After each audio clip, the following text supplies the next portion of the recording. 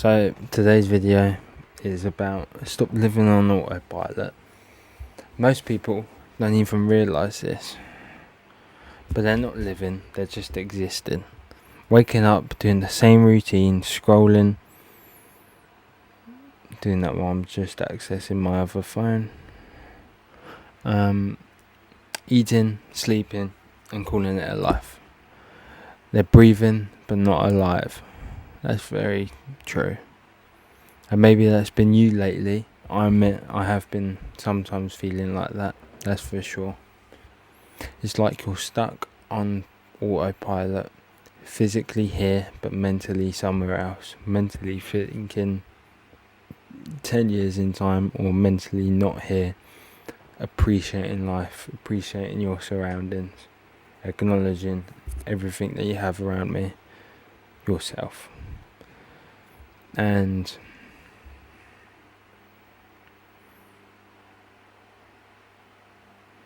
it says here, you're not meant to drift through your life, you're meant to live your life.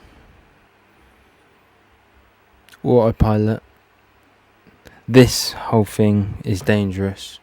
It convinces you that this is slow, empty, distracted version of life, and it is the normal. Makes you forget your potential, makes you numb. It stills your hunger and your desire, and it blinds you for what God is calling for you to do, and has visions for what you're meant to do in your journey through life. And that's the scariest part. You don't feel the damage until months, even years later, when you actually flick a switch and you realise that mistakes were made. And just quickly, signs, I got it all here on notes ready for me to explain to you so I don't get any details wrong. Signs you're on autopilot. You wake up tired even after sleeping. Your days feel the same. You scroll more than you think. You stop dreaming. You avoid hard conversations and challenges. You're busy but not progressing. It's like you're here, but you're not really choosing your life. That's autopilot.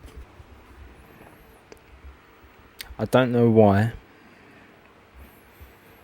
but some of those are actually hitting how I'm thinking right now. I admit I have been scrolling a bit too much more on social media and that, so that needs to stop. I avoid hard conversations. I don't avoid that many challenges, but I still avoid challenges. And my sleep schedule is appalling. It is terrible. I'm going to change that over Christmas. 100%. And so, the first step to get out of this is awareness. You can't change what you don't notice. You have to ask yourself, am I actually living or just representing? Or just repeating? When you slow down enough to look at yourself honestly, you'll see all the habits that are keeping you stuck. You'll see where you've been settling, where you've been distracted, and where you've been running instead of healing. This moment right here, this awareness, is where life can change. Your life can change. And this is the best bit. God didn't design you to live small. You weren't made for autopilot. You weren't created to drift, to numb, to disappear into the noise. Jeremiah 29:11. For I know the plans I have for you, plans to prosper you and not to harm you, plans to give you hope and a future. Your life has purpose. Your presence has weight. Your existence matters more than you realise. Autopilot steals that from you, and God wants to give it back. That's the real truth, honestly. Everyone should hear that. Everyone should hear that quote that I just did. unreal.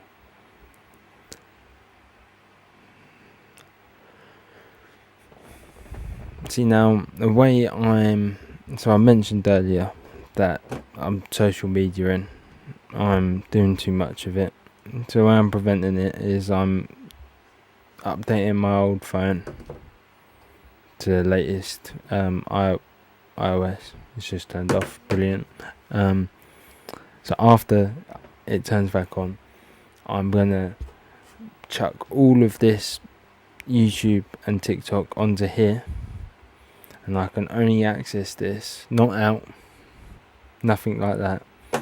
It is going to stay on my desk, ready just to post the content. That is it.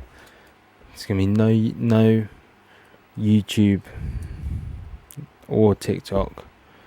Actually, it's just going to be the studios, and yeah, that's just going to stay on here. This proper phone which I'm recording on now, it's going to have just Spotify, so you're just listening to podcast.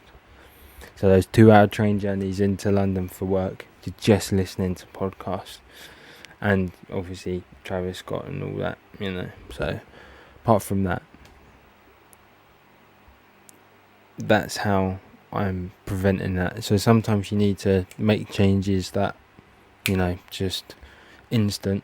You won't like it at first. I won't like it that I can't access anything on this device. I have to wait until I'm home to look at it on there. So now another one I've got written here is discipline forces you to wake up. When you choose a gym, reading, prayer, discomfort, you're telling your mind, I'm in control, not autopilot. I think it's kind of cool, autopilot. You're just, on airplane mode, just not existing. Every rep, every page, every prayer, it wakes you up a little bit more. Each day, each second, each minute. Did that in the wrong order, but you get the point. Discipline is the alarm clock for your purpose. So now, there's some habits that you can do to implement into your life. But now, it's reclaiming your time. Autopilot thrives on noise and distraction, so reclaim your time. Less scrolling, more reading, more journaling, more time with God, more intentional rest, more time in your purpose. You don't have to fill every second with stimulation. Give your mind space to breathe again. Your future self is waiting for you. There's a version of you that's focused, disciplined, healthy, confident, closer to God, proud of the man he is. And he's looking back on his life proud that you started now. That's what he is thinking. You starting now. And that version isn't created by accident. He is built through intention. You meet him the moment you turn off this. You meet him the moment you turn off this autopilot and start living on your purpose. So, your life is too meaningful to waste. Your calling is too important. Your future is way too valuable. Wake up, take back control, live intentionally, be present, choose discipline, choose purpose, choose God. Autopilot ends the moment you decide it does. So I'll ask you one thing. Are you living your days, or are your days living you?